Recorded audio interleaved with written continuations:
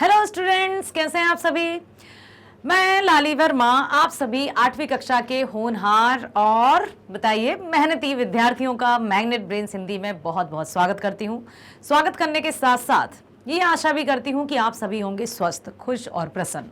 प्यारे बच्चों, magnet brains आप सभी के लिए है जो कक्षा 7वीं से 12वीं तक की online school education 100% free provide करता है, जिसमें किसी भी तरह के पेड सब्सक्रिप्शन की बात नहीं की गई है। इसलिए आप निश्चिंतता से बने रहें हमारे साथ।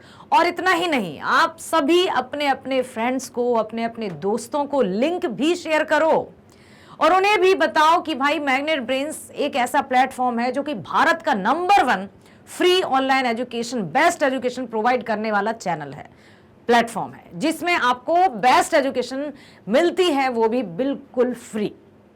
आइए अब हम चलते हैं इस वीडियो की तरफ। हमने अपनी पाठ्य पुस्तक किसलय भाग 3 के 20वां पाठ शुरू कर दिया है।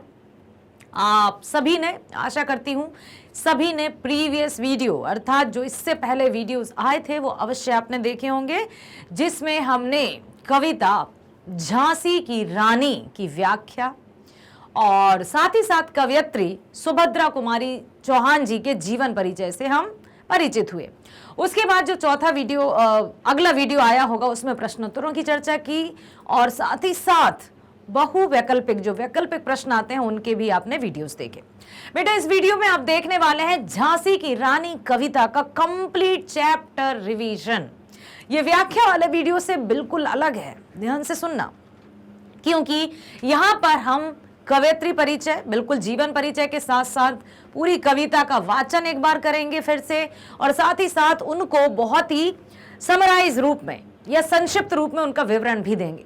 लेकिन इसके जो प्रश्न रहेंगे उन प्रश्नों को बहुत ध्यान से देखना, क्योंकि ये कुछ और महत्वपूर्ण प्रश्न हैं जिनकी चर्चा हमने पहले नहीं की थी। चलो तो हम चलते हैं सबसे पहले कवयित्री सुभद्रा कुमारी चौहान जी के जीवन परिचय की ओर।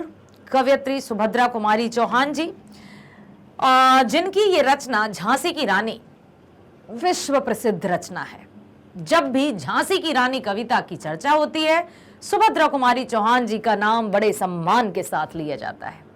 और जब भी सुभद्रा कुमारी चौहान जी की चर्चा होती है तो इनकी रचना झांसी की रानी की बेहद चर्चा होती है, क्योंकि ये एक ऐसी रचना है जो इतिहास दिखाती है, जो रानी लक्ष्मीबाई, जो प्रथम स्वतंत्रता संग्राम की नायिका, एक ऐसी नेत्री जिसने अपने बलबूते पर अंग्रेजों को धूल चटाई थी।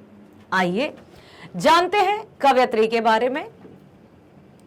सुभद्रा कुमारी चौहान, जन्म 16 अगस्त सन 1904। महादेवी वर्मा और सुभद्रा कुमारी चौहान सहेलियां ही थी। सुभद्रा कुमारी चौहान का जन्म जहां हुआ सन 1904 में और महादेवी जी का जन्म 1907 में। ठीक है। जन्म स्थान गांव निहालपुर, जिला इलाहाबाद, उत्तर प्रदेश में आपका जन्म हुआ। प्रसिद्ध रचनाएं, जब भी सुभद्रा कुमारी चौहान जी की बात आती है रचनाओं के क्षेत्र में, सबसे पहले उनकी रचना झांसी की रानी ही दिखाई देती है, सुनाई देती है। अब ये कब प्रकाशित हुई? झांसी की रानी और बिखरे मोती सन 1932 में प्रकाशित हुई। उन्मादनी 1934 में प्रकाशित हुई। सीधे साधे चित्र 1947 में प्रकाशित हुई। प्रसिद्धि का कारण, क्यों सुभद्रा कुमारी चौहान प्रसिद्ध हुई? क्योंकि वे एक कवयित्री और लेखिका, हिंदी साहित्य में उनका नाम अमिट है, जो कभी भी नहीं मिट सकता, अमर है। मृत्यु 15 फरवरी सन 1948 में सिवनी जिला, मध्य प्रदेश में आप इस दुनिया को अलविदा कह गई। परंतु आपकी चर्चाएं, आपकी रचनाएं सदैव जीवित रहेंगी। आइए अब हम चलते हैं झांसी की रानी कविता की तरफ, और कविता की ओर जाने से पहले इस चित्र को निहार लीजिए। ये है वीरांगना, एक ऐसी वीरांगना जो अंग्रेजों की भयंकर बड़ी से बड़ी सेना का मुकाबला अकेले कर गई। एक ऐसी वीरांगना जिसने अपने आप को चूड़ी, साज, श्रृंगार इनमें बांध कर नहीं रखा, बल्कि उसने ऐसी धूल चटाई, ऐसी लोहे के, कहते ना कि अरे बाप रे क्या करें, अंग्रेजों को नाकों में दम कर दिया था, नाक में दम कर दिया था, नाकों चने चब्बाए। अंग्रेज भी इसके सामने नतमस्तक हो गए थे कि ये कौन है, ये कोई लेडी है, मुझे लगता है कोई अवतारी पुरुष है। साक्षात देवी दुर्गा दिखाई देती थी। इसी तरह से ये जो आप देख रहे हैं, जब मैदान में रानी उतरी तो अंग्रेजों के तो मानो छक्के छूट गए।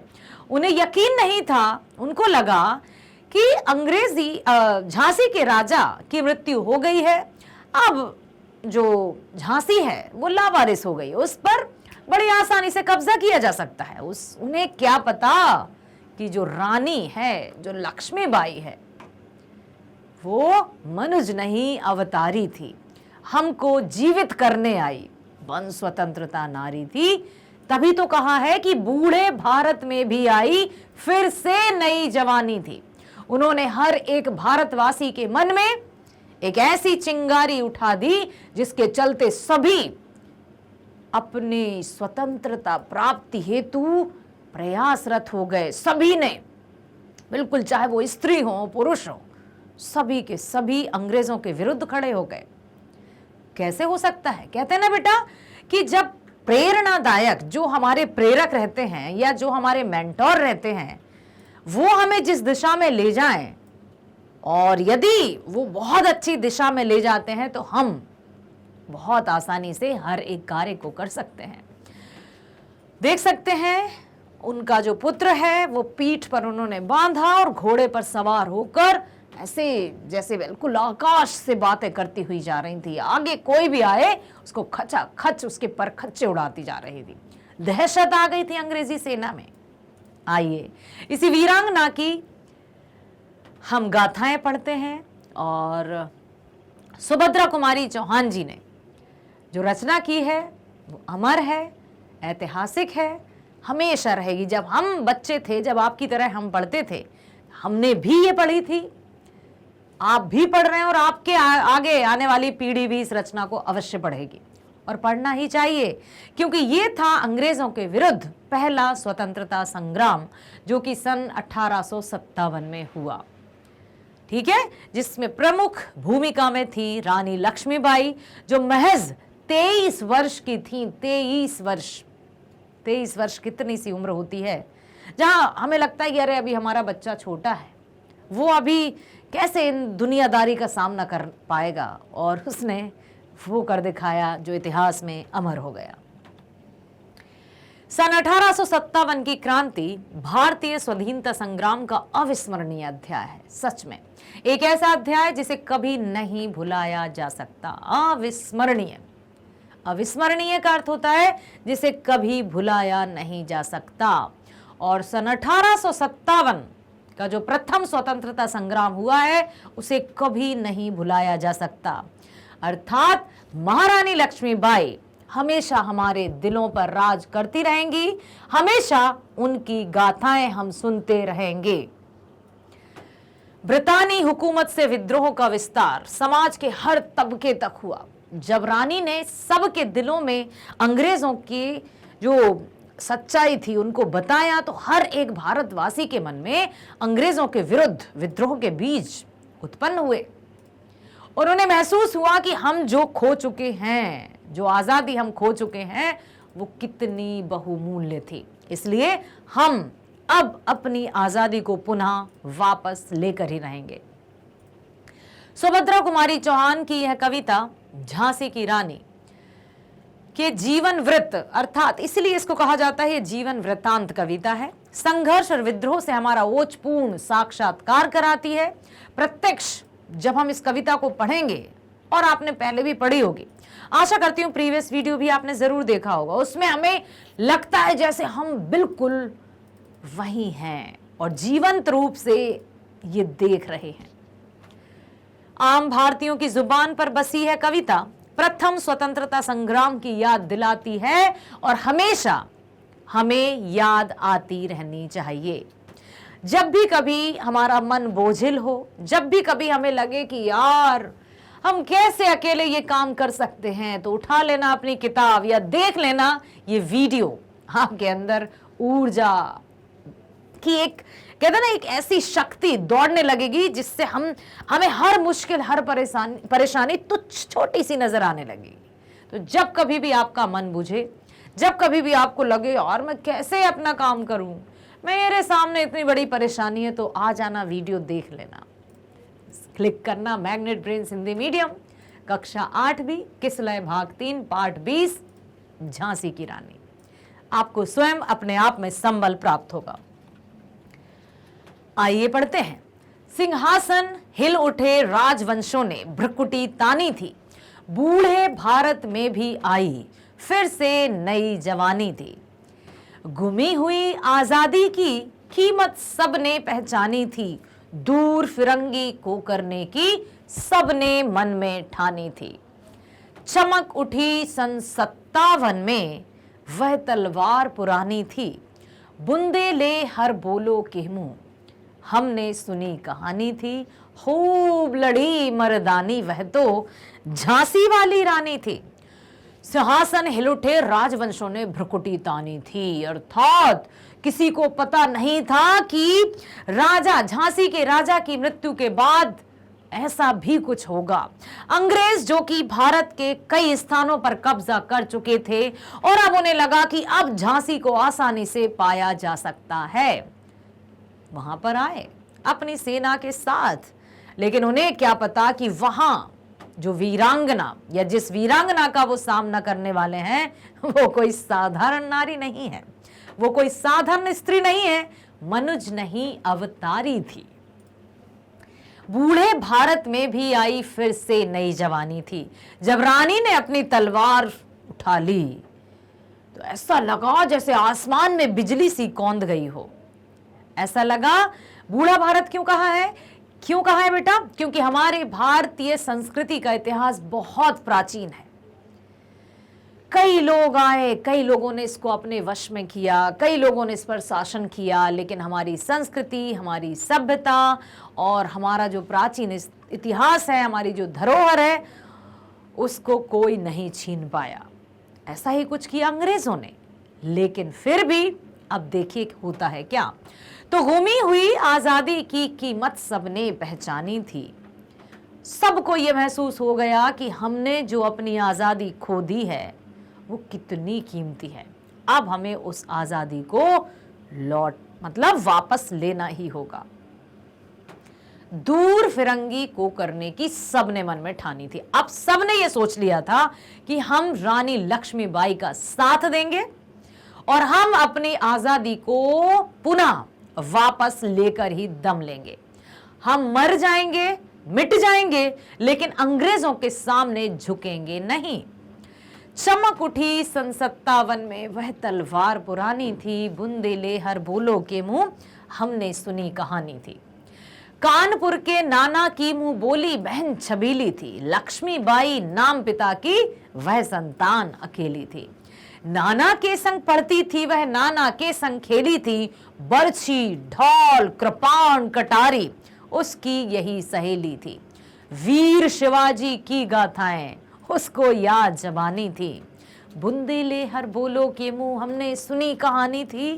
खूब लड़ी मर्दानी वह तो झांसी वाली रानी थी।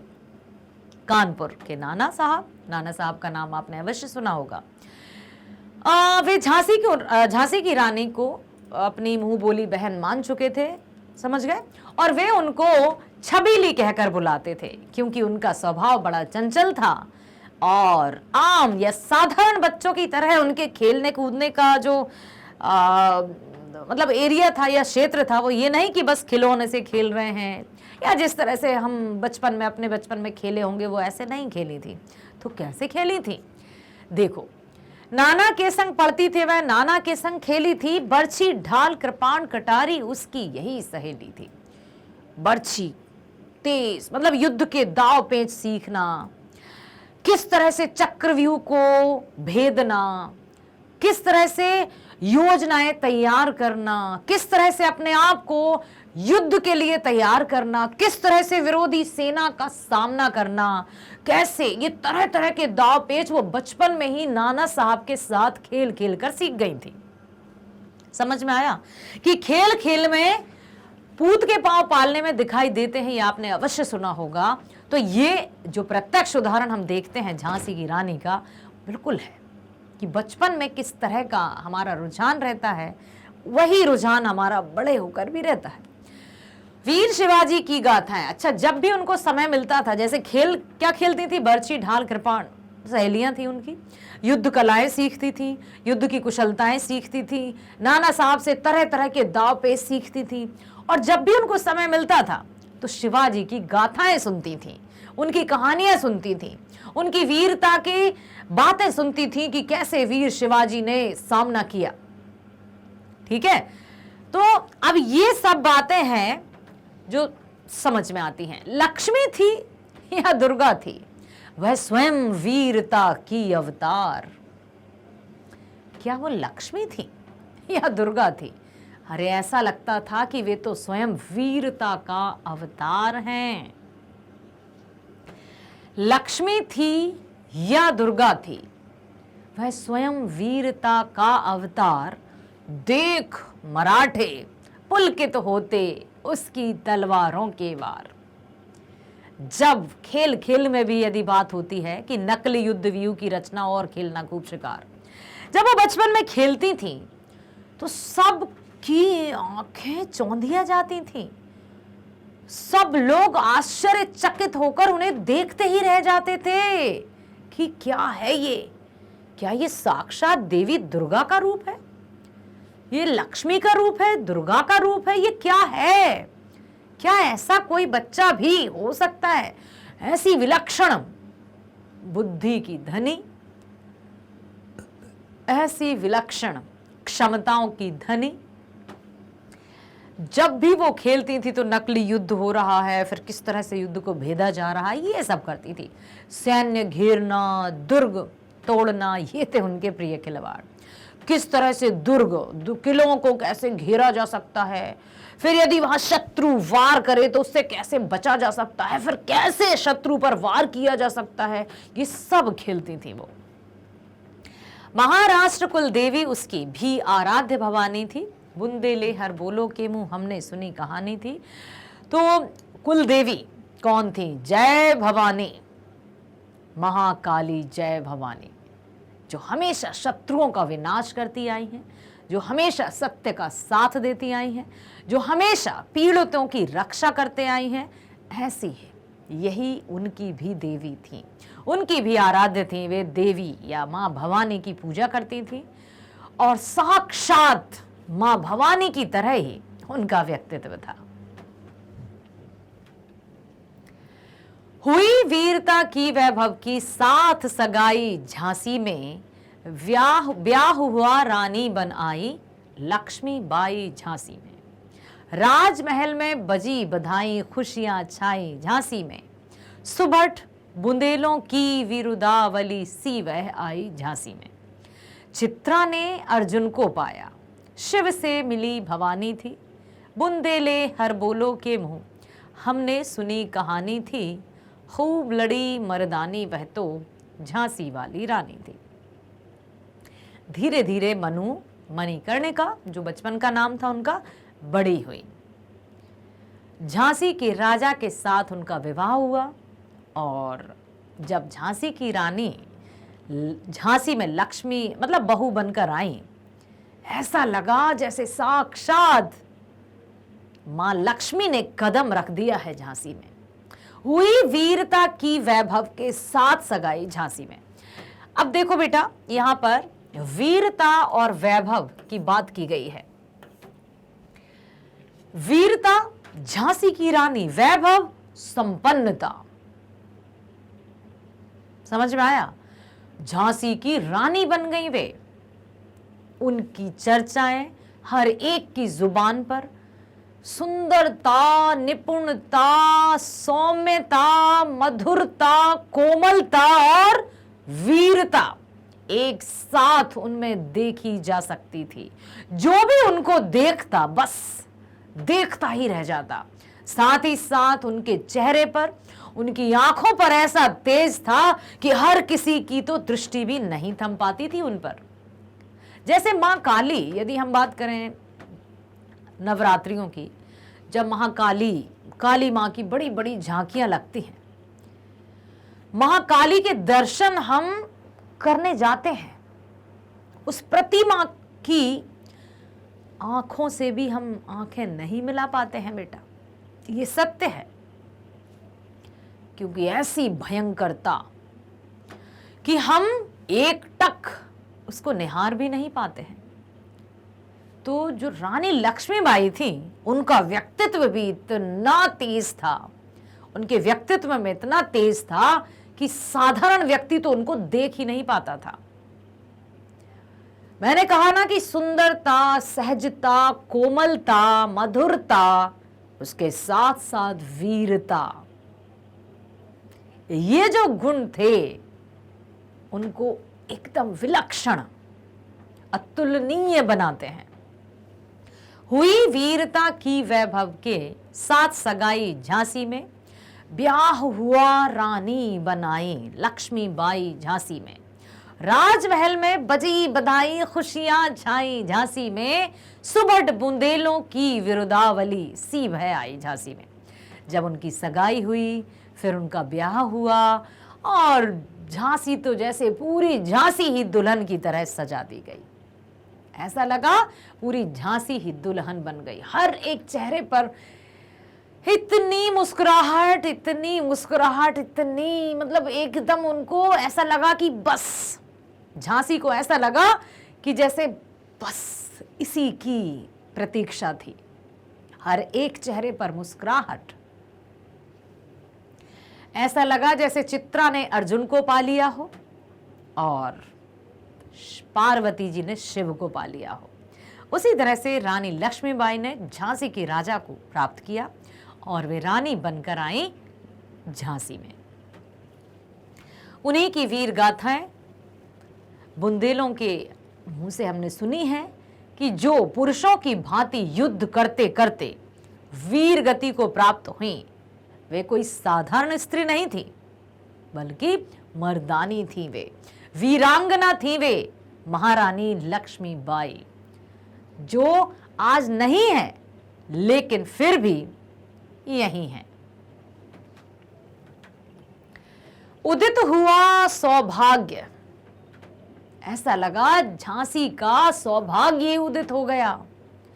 उदित हुआ सौभाग्य, मुदित महलों में उजियाली छाई, किंतु काल गति चुपके चुपके काली घटा घेर लाई। कहते हैं ना, खुशियां होंगी तो वहां दुख भी अवश्य होगा। उजाला है, अंधेरा भी होगा, हंसी है, आंसू भी होंगे। इसलिए कभी भी खुशियों के पल में ये भूल ना जाना कि खुशियां हैं तो दुख भी होगा ही, और इसी तरह से यदि दुख है तो खुशियां भी होंगी ही। हंसी खुशी, रोना हंसना, दिन रात, सुबह शाम, ये एक ही सिक्के के दो पहलू हैं जो कुछ भी स्थिर नहीं है। हमने सिक्के को उछाला, हम देखते हैं कि अब क्या आने वाला है, हेड या टेल, प्रतीक्षा करते हैं, घूमता रहता है सिक्का। देखा, ओ हेड। कोई हेड पर खुश हुआ, कोई हेड पर दुखी, कोई टेल पर दुखी हुआ, कोई टेल पर खुशी। तो बेटा, जो बात एक के लिए प्रसन्नता की हो सकती है, वो दूसरे के लिए निराशा की भी हो सकती है। वही बात जैसे मैदान में हम खेल रहे हैं, कोई भी खेल, मानो कबड्डी की मैं बात करूं, कबड्डी खेलती थी मैं। अब दो टीम खेल एक ही गेम रहे हैं, कबड्डी, ठीक है, बहुत अच्छे से दोनों जो दल है, जो टीम है, वो तैयार हुई, रेफरी ने विसल बजाई, खेल शुरू हुआ। धीरे धीरे धीरे करते ए टीम और बी टीम, एक हार रहा है दुखी हो रहा है, एक जीत रहा है खुश हो रहा है। ठीक उसी तरह से एक हार रहा है दुखी हो रहा है, एक जीत रहा है खुशी। तो ये निर्भर करता है परिस्थिति पर, व्यक्ति पर कि कब क्या हो जाए। इसलिए हमें हर एक स्थिति के लिए हमेशा तैयार होना ही है। ठीक है। उदित हुआ सौभाग्य मुदित, महलों में उजियाली छाई, किंतु काल गति चुपके चुपके काली घटा घेर लाई। तीर चलाने वाले कर में उसे चूड़ियां कब भाई, रानी विधवा हुई हाय, विधि को भी दया नहीं आई। सब कुछ बड़ा अच्छा चल रहा था। लक्ष्मीबाई का विवाह हुआ, झांसी की रानी बनकर आई। झांसी तो जैसे संपूर्ण झांसी दुल्हन की तरह खुश गई, साक्षात लक्ष्मी का रूप लग रही थी। किंतु काल गति चुपके से काली घटा घेर लाई। रानी तीर चलाने वाले कर में उसे चूड़ियां कब भाई। रानी बड़ी सज धज कर नई नवेली दुल्हन थी, लाल जोड़े में चूड़ियां थी, सब कुछ थी, लेकिन संभवतः विधि को ये मंजूर नहीं था कि उस तीर चलाने वाले हाथों में चूड़ियां क्यों रहें। रानी विधवा हुई हाय, विधि को भी दया नहीं आई। सुभद्रा कुमारी चौहान जी ने इस कविता की रचना इतने भावनात्मक तरीके से की है, एक एक बात को यहां पर व्यक्त किया है कि विधि का विधान अर्थात उसको भी दया नहीं आई कि कुछ दिन और तो उसको भोग लेने दिए होते, लेकिन अचानक से झांसी के राजा की मृत्यु हो गई और सब कुछ जैसे अंधकारमय हो गया। सब जगह जैसे काली घटा छा गई, कुछ नहीं दिखाई दे रहा। निसंतान मरे राजा जी, रानी शोक समानी थी। बुंदेले हर बोलो के मुंह, हमने सुनी कहानी थी। खूब लड़ी मर्दानी, वह तो झांसी वाली रानी थी। राजा जी की मृत्यु हुई, निसंतान ही। रानी दुख में डूब गई। चारों तरफ जैसे अंधकार छा गया हो, जैसे हंसती खेलती झांसी को किसी की नजर लग गई हो।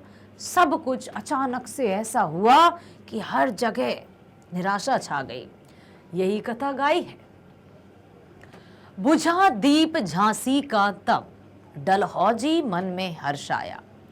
जैसे ही अंग्रेज सेना का जो लीडर था डलहौजी, उसने सुना कि अच्छा झांसी के राजा की मृत्यु हो गई, बहुत खुश हुआ। मैंने कहा ना बेटा कि एक ही बात किसी के लिए प्रसन्नता और किसी के लिए निराशा का कारण बनती है। बात एक ही है। यहां झांसी में सब कुछ जैसे बुझ सा गया, सब कुछ जैसे थम सा गया, और वहीं दूसरी ओर अंग्रेजी सेना का जो लीडर था डलहौजी, उसने जब समाचार सुना कि राजा की मृत्यु हो गई है, बहुत खुश हुआ कि अब झांसी को अपने कब्जे में किया जा सकता है आसानी से। अब वहां कोई नहीं है। बुझा दीप झांसी का तब, डलहौजी मन में हर्ष आया। राज्य हड़प करने का उसने यह अच्छा अवसर पाया। फौरन फौजें भेज दुर्ग पर, अपना झंडा फहराया। लावारिस का वारिस बनकर ब्रिटिश राज झांसी आया। जैसे ही उसने सुना तो तुरंत उसने भेजा अपनी सेना को और दुर्ग पर अपना झंडा फहरा दिया। उसने ये देखा कि अब झांसी लावारिस है, कोई इसका देखरेख करने वाला नहीं है। अब इसको आसानी से अपने कब्जे में किया। अश्रुपूर्ण रानी ने देखा झांसी हुई वीरानी थी। जब इस स्थिति का पता रानी लक्ष्मीबाई को लगा, जो अभी नव विवाहिता थी और अभी अभी राजा की मृत्यु हुई थी, शोक में डूबी हुई थी, अश्रुपूर्ण थी वो। जब उन्होंने देखा कि अंग्रेजों की सेना बढ़कर झांसी के दुर्ग तक आ गई है और अपना झंडा फहरा रही है, अश्रुपूर्ण रानी ने देखा झांसी हुई वीरानी थी। लगता है अब झांसी वीरानी होने वाली है, सब कुछ हमसे छिनने वाला है।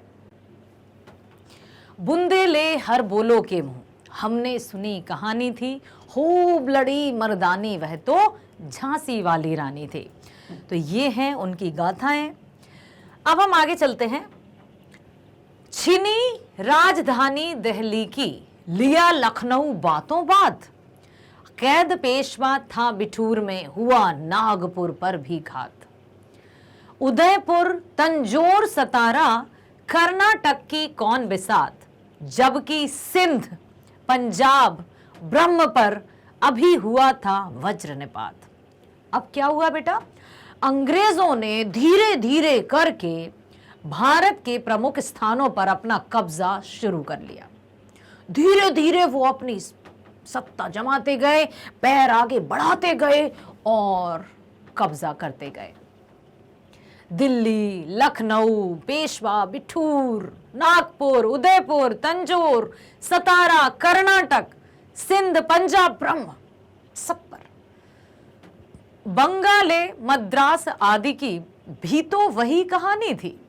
बुंदेले हर बोलो के मुंह, हमने सुनी कहानी थी, खूब लड़ी मर्दानी वह तो झांसी वाली रानी थी। तो बुंदेलों से हमने ये बातें सुनी हैं, उनकी कहानी सुनी है कि किस तरह से मर्दानी वीरांगना झांसी की रानी ने अकेले दम पर अंग्रेजों को पछाड़ गिराया, अंग्रेजों को परेशान कर दिया और देश छोड़ने पर मजबूर। इनकी गाथा छोड़ चले हम झांसी के मैदानों में, जहां खड़ी थी लक्ष्मीबाई, मर्द बनी मर्दानों में। लेफ्टिनेंट वॉकर आ पहुंचा, आगे बढ़ा जवानों में, रानी ने तलवार खींच ली, हुआ द्वंद्व आसमानों में। अब जब अंग्रेजी सेना हार गई और हार कर भाग गई, तो अब क्या होता है, वहां का लेफ्टिनेंट जनरल वॉकर, मैं युद्ध करूंगा, मैं उसको हराऊंगा और झांसी पर अपना झंडा फहरा कर रहूंगा। इस तरह से वो आया, लेकिन देखिए हुआ क्या। इनकी गाथा छोड़ चले हम झांसी के मैदानों में, जहां खड़ी है लक्ष्मीबाई, मर्द बनी मर्दानों में। लेफ्टिनेंट वॉकर आ पहुंचा, आगे बढ़ा जवानों में, रानी ने तलवार खींच ली, हुआ द्वंद्व आसमानों में। जब रानी लक्ष्मीबाई का सामना हुआ वॉकर से, लेफ्टिनेंट वॉकर से, तब रानी ने तलवार खींची और एक कहते हैं कि एक असमान युद्ध, एक विषम युद्ध, क्योंकि एक तरफ पुरुष एक तरफ महिला, लेकिन ऐसा द्वंद्व युद्ध जो ना कभी हुआ ना कभी होगा। ऐसा द्वंद्व युद्ध जिसकी गूंज आसमानों तक गई, ऐसा लगा जैसे आसमान में बिजली कौंध गई हो। जख्मी होकर वॉकर भागा और रानी की तेज तलवार के आगे लेफ्टिनेंट वॉकर की एक नहीं चली, वो जख्मी हो गया और भागा। उससे बड़ी यह रानी थी, बहुत हैरान हो गया वो, दांतों तले उंगली दबाने वाली स्थिति आ गई कि ये क्या है, ये डेटी है या कोई अवतारी पुरुष है, या साक्षात कोई वीरांगना है। हाँ, यही कहानी सुनी है बुंदेलों से कि खूब लड़ी मर्दानी वह तो झांसी वाली रानी थी। अब धीरे धीरे धीरे रानी बढ़ती जा रही है, अंग्रेजों को पछाड़ती जा रही है और लगभग 100 मील दूर कहां पहुंची वो, कालपी। रानी बढ़ी, कालपी आई, कर 100 मील निरंतर पार। किंतु रानी बढ़ी, कालपी आई, कर 100 मील निरंतर पार, घोड़ा थक कर गिरा भूमि पर, गया स्वर्ग तत्काल सिधार। निरंतरता के साथ रानी बढ़ती जा रही थी, अथक, कोई विराम नहीं, कोई आराम नहीं। 100 मील लगभग 150 या 150 से भी अधिक किलोमीटर, क्योंकि एक मील में 1.6 किलोमीटर होते हैं। बढ़ती जा रही थी, घोड़ा थक गया, जो उनका घोड़ा था वो थक गया और गिर गया और तुरंत मृत्यु को प्राप्त हो गया। रानी भी फिर भी नहीं रुकी, फिर एक नए घोड़े पर सवार होकर यमुना तट पर अंग्रेजों ने फिर खाई रानी से हार। फिर भी अंग्रेज जीत नहीं पाए और रानी ने हार नहीं मानी। विजय रानी आगे चल दी, किया ग्वालियर पर अधिकार। अंग्रेजों के मित्र सिंधिया ने छोड़ी राजधानी थी। बुंदेले हर बोलो के मुंह हमने सुनी कहानी थी। खूब लड़ी मर्दानी वह तो झांसी वाली रानी थी। अब ग्वालियर के किले पर भी अधिकार कर लिया। जो सिंधिया था वहां का मुखिया अंग्रेजों का मित्र बन गया और वो भी डर कर भाग गया। और ग्वालियर के किले पर रानी लक्ष्मीबाई ने अपना तिरंगा झंडा फहराया, भारतीय झंडा फहराया। विजय मिली पर अंग्रेजों की फिर सेना घिर आई थी। रानी लक्ष्मीबाई विजय प्राप्त करती हुई आगे बढ़ती जा रही थी, लेकिन अंग्रेजों की फिर से सेना आ गई। अब के जनरल स्मिथ सम्मुख था, उसने मुंह की खाई थी। जनरल वॉकर जख्मी होकर भाग गया। फिर अंग्रेजी सेना आई, वो भी हार कर वापस लौट गई। अब की कौन आया? General Smith. लेकिन उसको भी रानी ने अपनी तीखी तेज तलवार से हरा दिया। कान्हा और मुंदरा सखियां रानी के संग आई थी। युद्ध क्षेत्र में उन दोनों ने भारी मार मचाई थी। रानी लक्ष्मीबाई की दो सखियां थीं, कान्हा और मुंदरा। वे भी जैसे रानी लक्ष्मीबाई की परछाइयां ही थी। उन्होंने भी ऐसी सेना पर ऐसे बरसी कि सेना को आक्रमण करने का अवसर ही नहीं दिया। लेकिन पीछे से यूरोज आ गए। हाय गिरी अब रानी थे। युद्ध के जो दाव पेच रहते हैं कि युद्ध भी एक उसमें भी कोई नियम होते हैं, हर एक कार्य में नियम कानून होते हैं। लेकिन पीछे से वार कर दिया यूरोज ने और रानी जख्मी होकर गिर गई। बुंदेले हर बोलो के मुंह हमने सुनी कहानी थी। तो भी रानी मार काट कर चलती बनी सैन्य के पार, किंतु सामने नाला आया था यह संकट विषम अपार। जब यूरोज ने रानी पर पीछे से वार किया, उसके बाद भी रानी गिरी नहीं, धराशायी नहीं हुई, मार काट कर आगे बढ़ती गई। लेकिन एक बड़ा सा नाला आ गया सामने, जिसको उनका नया घोड़ा पार नहीं कर पाया। वो वहीं रुक गया, आगे नहीं बढ़ा। घोड़ा अड़ा, नया घोड़ा था, इतने में आ गए सवार रानी एक, शत्रु बहु तेरे, होने लगे वार पर वार। रानी अकेली थी, चारों तरफ से अंग्रेजी सेना ने घेर लिया, वार पर वार हो गए। घायल होकर गिरी सिंहनी, उसे वीर गति पानी थी। बुंदेले हर बोलो के मुंह हमने सुनी कहानी थी। खूब लड़ी मर्दानी वह तो झांसी वाली रानी थी। रानी गई सिधार चिता, अब उसकी दिव्य सवारी थी। मिला तेज से तेज की वह सच्ची अधिकारी थी। अभी उम्र कुल 23 की थी, मनुज नहीं अवतारी थी। हमको जीवित करने आई बन स्वतंत्रता नारी थी। एक ऐसी नारी जिसने भारत का कायाकल्प कर दिया, जिसने बूढ़े भारत में भी जवानी जैसी लहर दौड़ा दी। ऐसी रानी, ऐसी वीरांगना जिसकी गाथाएं बुंदेलों द्वारा हमेशा गाई जाती रहेंगी। और ये जो इतनी वीरता से भरी पूरी कविता है सुभद्रा कुमारी चौहान जी की, जो हमारे मन में प्रथम स्वतंत्रता की याद हमेशा दिलाती रहेंगी। रानी लक्ष्मीबाई की वीरता की गाथा हम सुनते रहेंगे और उनसे प्रेरणा प्राप्त करते रहेंगे। दिखा गई पथ सिखा गई जो हमको सीख सिखानी थी। बुंदेले हर बोलो के मुंह हमने सुनी कहानी थी। खूब लड़ी मर्दानी वह तो झांसी वाली रानी थी। अब सिंहासन हिल उठे।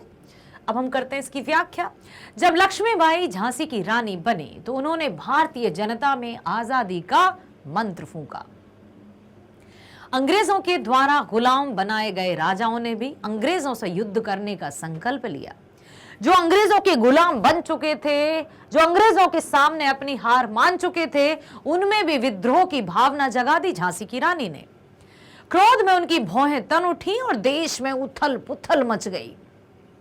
भारत जो आजादी की आशा ही छोड़ चुका था, उसमें एक नई आशा जागी।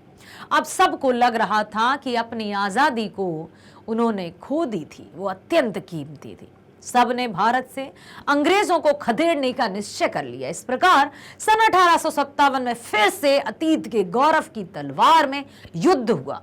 इस कहानी को बुंदेलखंड के लोग गाते हैं और वे यही बताते हैं कि जो वीरांगनाओं की भांति लड़ी, जो पुरुषों की भांति, जो मर्दानी की भांति लड़ी, वो कोई और नहीं, वो झांसी की रानी थी।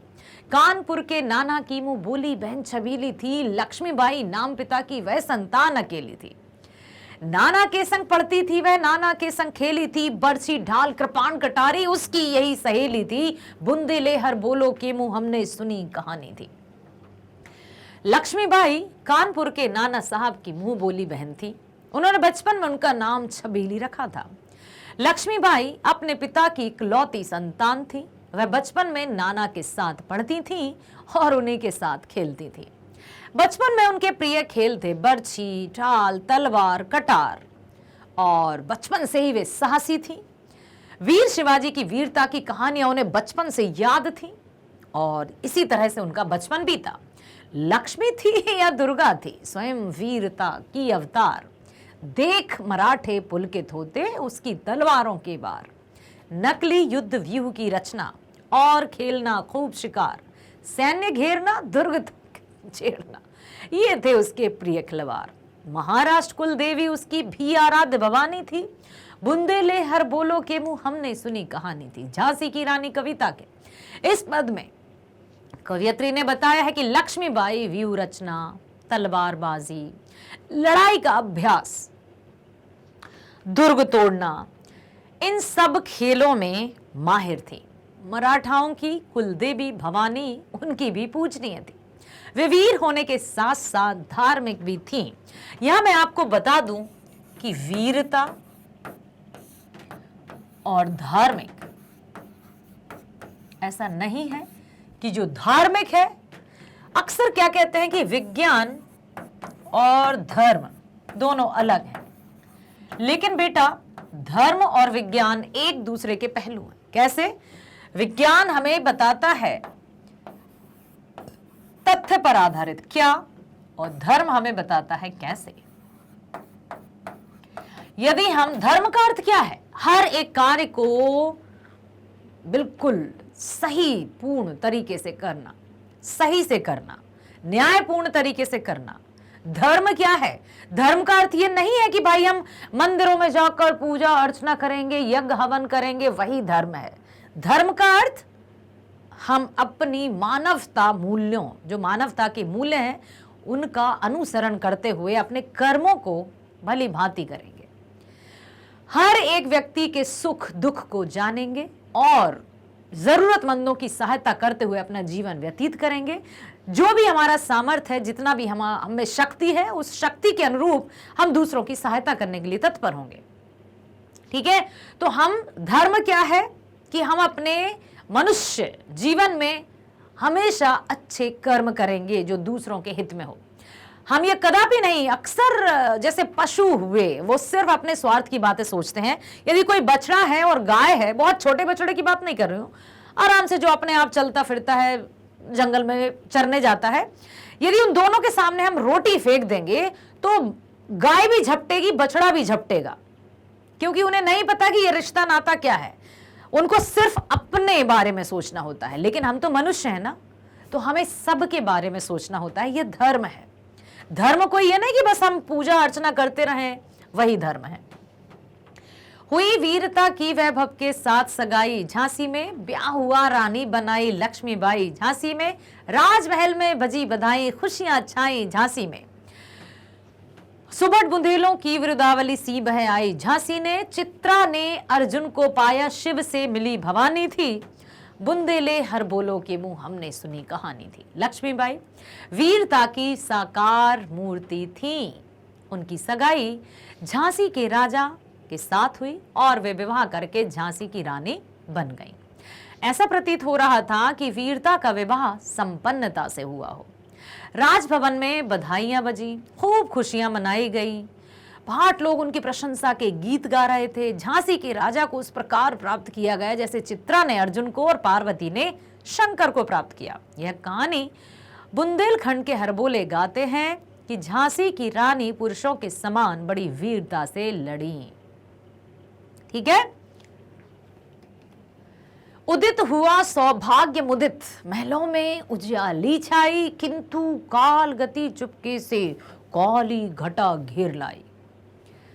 तीर चलाने वाले कर में उसे चूड़ियां खब भाई, रानी विधवा हुई हाय, विधि को भी दया नहीं आई। निसंतान मरे राजा जी, रानी शोक समानी थी, बुंदेले हर बोलो के मुंह हमने सुनी कहानी थी। रानी जब विवाह करके झांसी आई तो ऐसा लग रहा था मानो सौभाग्य का उदय हो रहा है। महल में प्रसन्नता का वातावरण था, किंतु काल की गति को कोई नहीं जान सकता। वहां दुख के बादल कब छा गए किसी को कुछ भी पता नहीं चला। विधाता को भी रानी के तीर चलाने वाले हाथों में चूड़ियां नहीं संवर। राजा की असमय मृत्यु से रानी विधवा हो गई। उनके कोई संतान नहीं थी। रानी के शोक का कोई ठिकाना नहीं था। ऐसे बुंदेलखंड के जो हरबोले हैं वो गाते हैं कि जिसने अंग्रेजों से लड़ाई की, युद्ध किया, वो कोई और नहीं, वो झांसी की रानी लक्ष्मीबाई थी। बुझा दीप झांसी का तब, डलहौजी मन में हर्षाया, राज्य हड़प करने का उसने यह अच्छा अवसर पाया। फौरन फौजें भेज दुर्ग पर अपना झंडा फहराया, लावारिस का वारिस बनकर ब्रिटिश राज्य झांसी आया। अश्रुपूर्ण रानी ने देखा झांसी हुई वीरानी थी, बुंदे ले हर बोलो के मुंह हमने सुनी कहानी थी, खूब लड़ी मर्दानी वह तो झांसी वाली रानी थी। जब राजा की मृत्यु हो गई तो अंग्रेज गवर्नर डलहौजी बड़ा प्रसन्न हुआ। उसने सोचा कि अब झांसी का राज्य हड़प करने का अच्छा मौका है। उसने अपनी फौजें झांसी की ओर भेज दी और किले पर अपना झंडा फहराया। लावारिस झांसी का वारिस बन बैठा। रानी को इससे बड़ी भारी पीड़ा हुई। आंखों में आंसू, दिल में आघात, राजा की मृत्यु हुई थी। तो ये बात जब रानी को पता चली तो उनके दिल को बहुत दुख हुआ। इसी की बात, उसी का बखान करते हैं। छिनी राजधानी दिल्ली की, लिया लखनऊ बातों बात, कैद पेशवा था बिठूर में, हुआ नागपुर पर भी घात। धीरे धीरे अंग्रेज अपना दायरा और बढ़ाते जा रहे थे।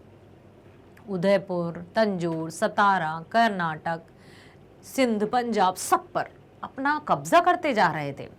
बंगाले, मद्रास आदि की भी तो वही कहानी थी। बुंदेले हर भूलो के मुंह हमने सुनी कहानी थी। अंग्रेजों ने दिल्ली, लखनऊ को बड़ी आसानी से अपने कब्जे में कर लिया। उन्होंने पेशवा को बिठूर में कैद कर लिया। नागपुर, उदयपुर, तंजौर, सतारा, कर्नाटक आदि भी उनके चंगुल में आते गए, अर्थात वो उन पर भी कब्जा करते गए।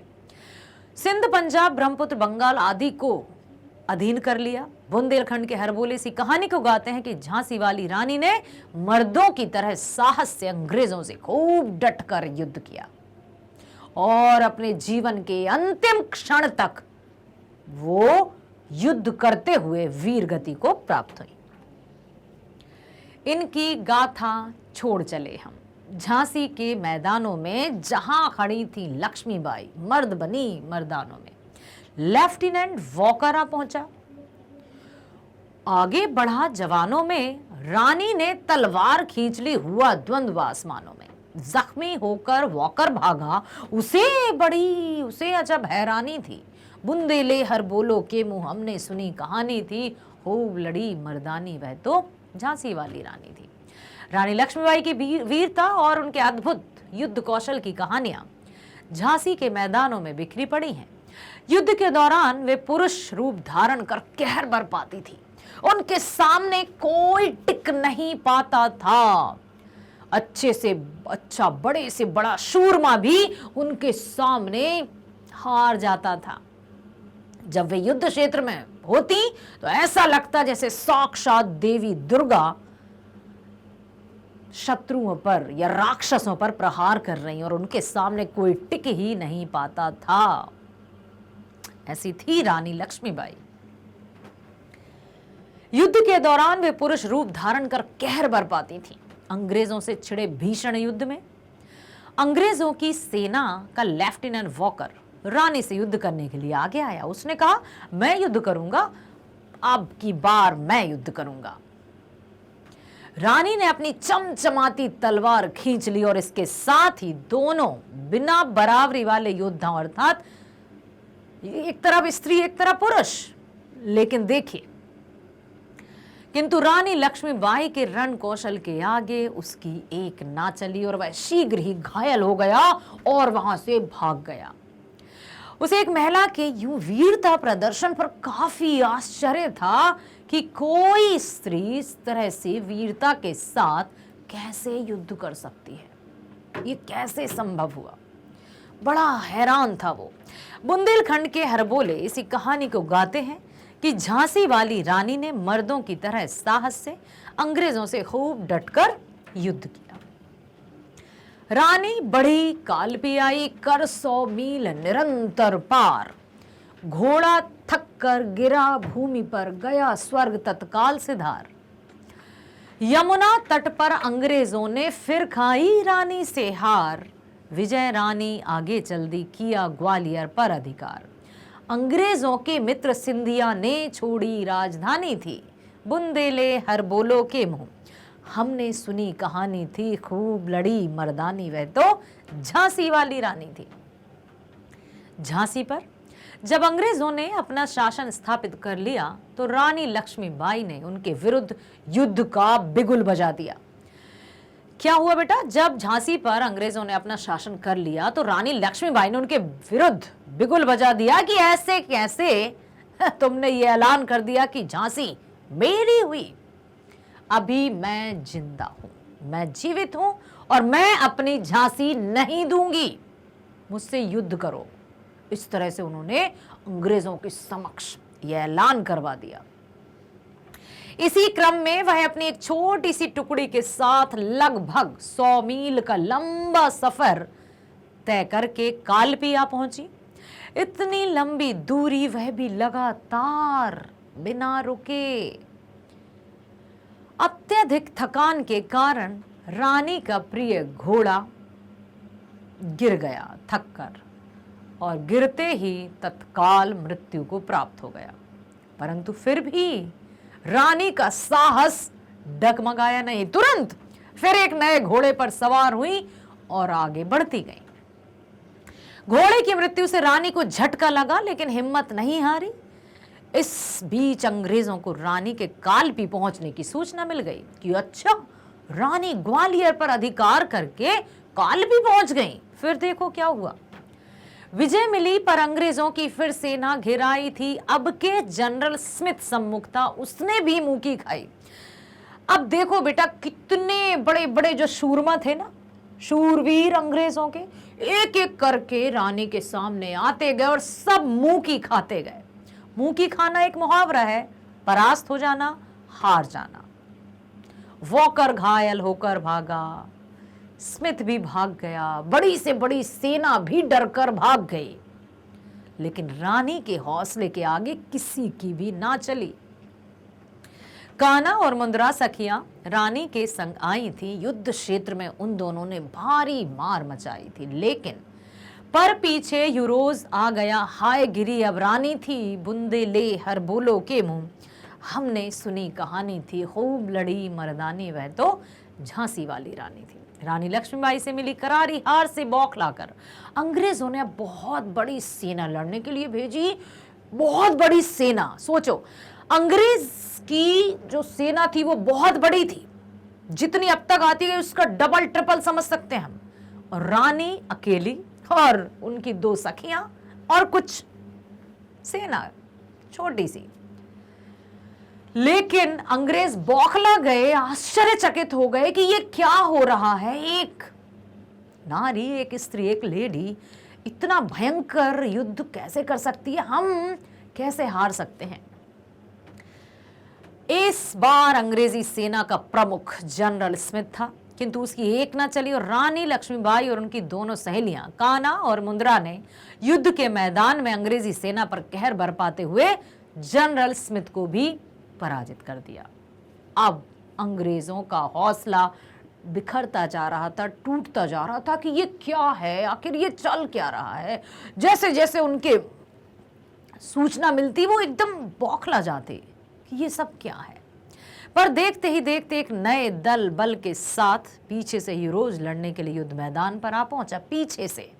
और पीठ पर वार करना तो कायरता की निशानी है, लेकिन कहते हैं ना कि युद्ध भी यदि अच्छी नीति के साथ लड़ा जाए, जैसे हम बात करें महाभारत का युद्ध जो था, शंख बजता था, युद्ध का प्रारंभ हुआ, सूर्यास्त हो गया, शंख बजा, अब समाप्त। लेकिन जो भी कूटनीतिज्ञ रहते हैं, जिनको हार का भय रहता है, वो कुचालों से जीतना चाहते हैं। जैसे शकुनी मामा द्वारा जो पासे थे वो उसके हाथ में थे, वो जिस तरह से चलता था उसी तरह से पांडव अपना सब कुछ हार गए थे, क्योंकि उसके नीचे कूटनीति थी, बुरी नीति थी, छल था, कपट था, बैर था, द्वेष था। ठीक इसी तरह से अंग्रेजों को झांसी की रानी लक्ष्मीबाई पूरी तरह से खटक रही थी कि एक अकेली लेडी हमें कैसे परास्त कर सकती है। युद्ध चल रहा था, लेकिन पीछे से वार किया गया रानी पर। युद्ध के मैदान में अंग्रेजी सेना पर कहर बरपाते हुए जनरल स्मिथ को पराजित किया, पर देखते ही देखते एक नए दल के साथ पीछे से यूरोज लड़ने के लिए आ गया और रानी उसकी छोटी सी सेना अब बुरी तरह से घायल हो गई। पीछे से पीठ पर वार किया कायरों ने, लेकिन वो समझ ही नहीं पा रहे थे कि इस स्त्री से कैसे जीता जाए, इसलिए वो पूरी तरह से अब लग रहा था कि अब क्या होगा, अब क्या होगा। तो पीछे से उन पर वार किया। इस वीरता का बखान करते हुए बुंदेलों ने गाया है ये गीत कि वो कोई और नहीं, वो झांसी की रानी लक्ष्मीबाई थी। तो भी रानी मार काट कर चलती बनी सैन्य के पार, किंतु सामने नाला आया, था यह संकट विकट अपार। घोड़ा अड़ा नया घोड़ा था, इतने में आ गए सवार। यहां पर सवार कहा गया है अंग्रेजी सेना को। अंग्रेजी सेना। रानी एक शत्रु बहु तेरे, होने लगे वार पर वार। घायल होकर गिरी सिंहनी, उसे वीर गति पानी थी शेरनी। और समझ में आया, शेरनी की भांति यहां पर उन्होंने तुलना उपमा दी है कि घायल शेरनी के समीप भी कोई जाना पसंद नहीं करता, भयभीत हो जाता है। तो रानी जब घायल होकर गिरी, तब भी अंग्रेजी सेना की आंखों में दहशत थी कि कहीं फिर से खड़े होकर युद्ध ना करने लगे। इतना खौफ छा गया था अंग्रेजी सेना में। झांसी की रानी का साहस, उनकी वीरता, उनका देश प्रेम अमिट था, अतुलनीय था। नतमस्तक है हम, और हमारा नतमस्तक होना भी बहुत तुच्छ दिखाई देता है। उनकी वीरता का, उनकी साहस का रत्ती मात्र भी यदि हम अपने मन और मस्तिष्क में बसा लेना, तो हम कहां से कहां नहीं पहुंच सकते हैं। किसी भी बाधा को हम चुटकियों में परास्त कर सकते हैं। घायल होकर गिरी सिंहनी, उसे वीर गति पानी थी, बुंदेले हर बोलो के मुंह। हमने सुनी कहानी थी, खूब लड़ी मर्दानी, वह तो झांसी वाली रानी थी। अब उन्होंने बिल्कुल कहें कि कायरता के साथ पीछे से वार किया, सामने युद्ध में लड़ रही थी और अब घायल हो चुकी थी। अब देखिए, रानी शत्रुओं से घिरी हुई थी, किंतु वह वीरता से उन्हें मारकर अपने लिए रास्ता निकाल लेती थी। किंतु एक नाले के पास घोड़े के अड़ जाने से शत्रुओं ने उन्हें फिर से घेरने का मौका पा लिया। युद्ध में रानी बुरी तरह घायल हो गई। इस प्रकार वह बहादुर सिंहनी लड़ते लड़ते वीर गति को प्राप्त हो गई। यहाँ पर मैं आपसे एक प्रश्न पूछना चाहती हूँ कि बताइए रानी लक्ष्मीबाई की समाधि कहाँ है। आशा करती हूँ आप सभी को जरूर पता होगा, तो आप उसका उत्तर कमेंट में लिखेंगे। बुंदेले हलबोलों के मुंह से हम आज भी ये गौरव गाथा सुनते हैं और हमेशा सुनेंगे। रानी गई सिद्धार्थ चिता, अब उसकी दिव्य सवारी थी, मिला तेज से तेज तेज की वह सच्ची अधिकारी थी। अभी उम्र कुल 23 की थी, मनुज नहीं अवतारी थी, हमको जीवित करने आई बन स्वतंत्रता नारी थी। दिखा गई पथ सिखा गई जो हमको सीख सिखानी थी। बुंदेले हर बोलो के मुंह हमने सुनी कहानी थी, खूब लड़ी मर्दानी वह तो झांसी वाली रानी थी। झांसी की रानी लक्ष्मीबाई स्वर्ग सिधार गई, अब उनकी अलौकिक सवारी स्वर्ग का विमान था। उसकी आत्मा का तेज परमात्मा के तेज से मिल गया। जहां से आत्मा आई थी वो अपने घर की तरफ रवाना हो गई। रानी ने मोक्ष प्राप्त किया, वह इसकी सच्ची अधिकारिणी थी। 23 साल की उम्र में उसकी वीरता को देखकर ऐसा लगता था वह कोई मनुष्य नहीं बल्कि अवतार लेकर कोई देवी आई है। वह स्वतंत्रता की देवी हमें एक नया जीवन देने आई थी। वह हमें स्वतंत्रता का रास्ता दिखा गई, अपने देश को स्वतंत्र कराने का पाठ पढ़ा गई। बुंदेलखंड के हर बोले इस कहानी को गाते हैं कि वह मर्दों जैसे युद्ध करने वाली रानी जो बड़ी वीरता से लड़ी थी, वो झांसी की रानी लक्ष्मीबाई ही थी। अब बताइए कि झांसी की रानी लक्ष्मीबाई का जन्म कब हुआ और उनके माता पिता कौन थे। ये प्रश्न एकदम अलग है आपकी व्याख्या से। जल्दी बताइए, जन्म कब हुआ? ये बहुत महत्वपूर्ण प्रश्न है। किसी को पता है कि रानी लक्ष्मीबाई का जन्म कब हुआ? तो झांसी की रानी लक्ष्मीबाई का जन्म 19 नवंबर सन 1835। बेटा ये तारीख, ये तिथि याद रख लीजिए।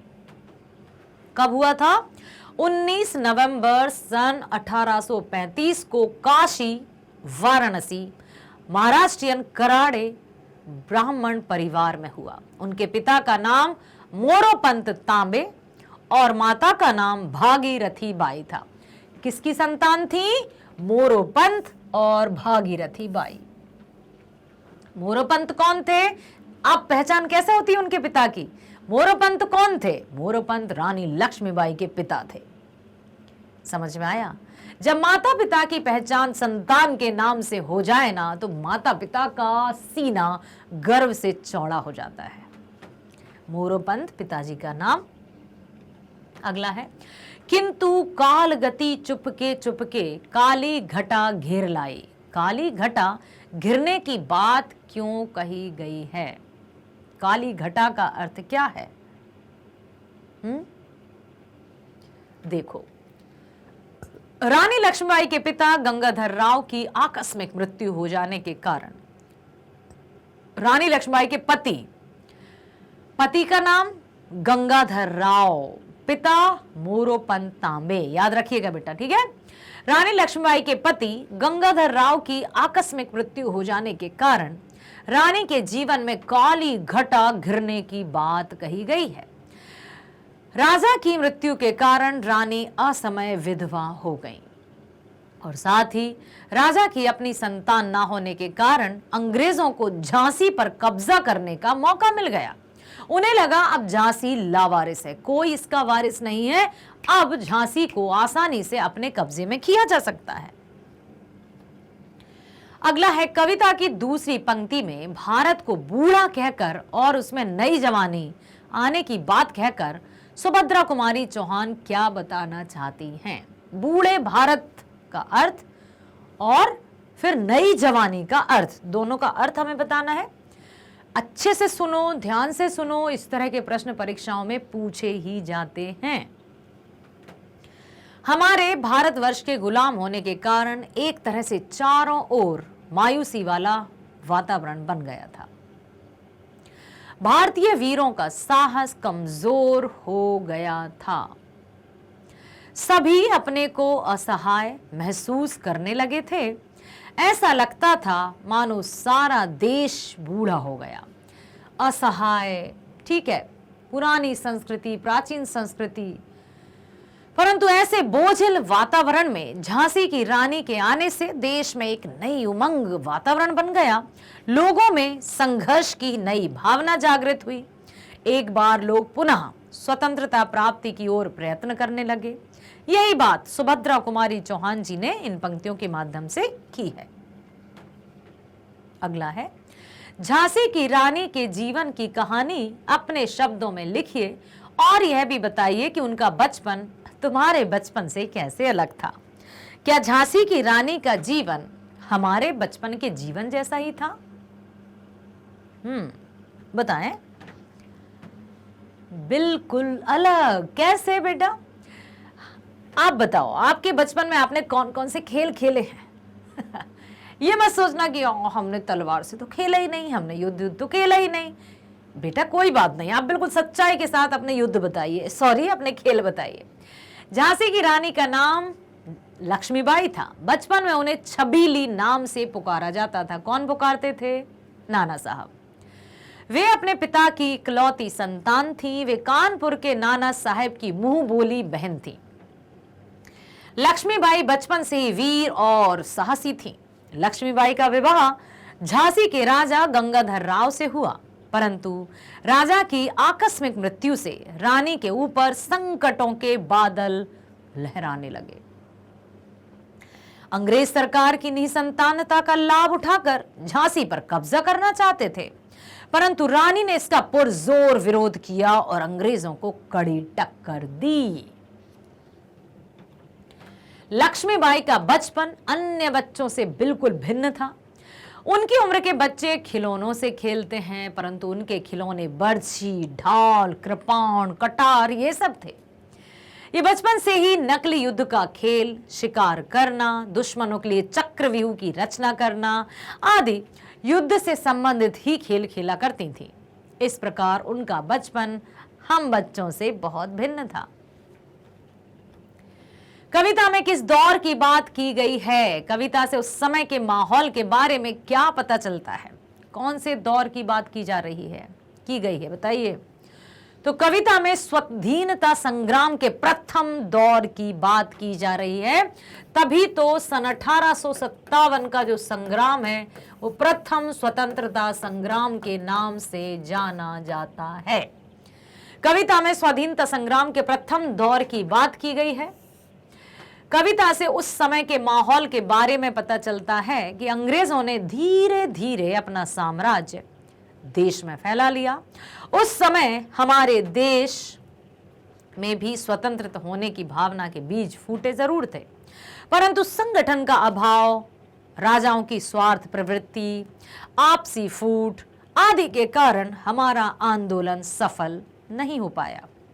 ऐसे विषम वातावरण में भी झांसी की रानी लक्ष्मीबाई और कुछ अन्य वीरों ने स्वतंत्रता की चिंगारी को सुलगाने का अभूतपूर्व कार्य किया, जिसके तभी लिखा है ना कि बूढ़े भारत में भी आई फिर से नई जवानी थी, गुमी हुई आजादी की कीमत सबने पहचानी थी। सबको यह एहसास हुआ कि हम जो खो चुके हैं वो साधारण नहीं है। अगला है, सुभद्रा कुमारी चौहान लक्ष्मीबाई को मर्दानी क्यों कहती हैं? क्यों उन्होंने कहा खूब लड़ी मर्दानी, वह तो झांसी वाली रानी थी? क्यों कहा? झांसी की रानी एक महिला होती हुई भी उनमें पुरुषोचित गुण कौन कौन से बेटा? साहस, वीरता, युद्ध कला में निपुणता, निडरता आदि गुण विद्यमान थे। उन्होंने युद्ध भूमि में अंग्रेजों के दांत खट्टे कर दिए। दांत खट्टे होना अर्थात बहुत अधिक परेशान हो जाना, झुंझलाहट आ जाना कि ये क्या करें, हार का सामना करना। उनकी वीरता का लोहा भारतवासियों के साथ साथ अंग्रेजों ने भी माना। अंग्रेज उनकी प्रशंसा करते थे कि उन्होंने अपने जीवन में ऐसी लेडी, ऐसी औरत कभी नहीं देखी। ये कैसी स्त्री है, ये कैसी लेडी है जो हमारा सामना कर रही है अकेले दम पर। आश्चर्यचकित हो जाते थे। अतः सुभद्रा कुमारी चौहान ने लक्ष्मीबाई के इसी अभूतपूर्व साहस, शौर्य, तथा वीरता का परिचय कराने के लिए मर्दानी शब्द का प्रयोग किया है। ठीक है, बहुत बढ़िया। आशा करती हूं बहुत ध्यान से आपने सुना, समझा और उन गुणों को अपने भीतर आत्मसात करने का प्रयास भी किया है। इतना ना सही, इतने में से इतना ही सही, इतनी बड़ी बातें हमने देखी हैं, साहस की, वीरता की, शौर्य की, सबकी। हम उनसे थोड़ा थोड़ा भी यदि मन और मस्तिष्क में बसा लेंगे तो हमें कोई भी परिस्थितियां परास्त नहीं कर सकती। मेरे प्यारे बच्चों, बने रहना हमारे साथ मैग्नेट ब्रेन्स हिंदी मीडियम पर, ताकि आप क्या सीख सके, गणित, विज्ञान, सामाजिक विज्ञान, अंग्रेजी और साथ ही साथ अपने नैतिक मूल्यों से भी आप परिचित हो सके। बने रहिए, मिलते हैं नेक्स्ट वीडियो में। स्वस्थ रहिए, खुश रहिए, जय हिंद।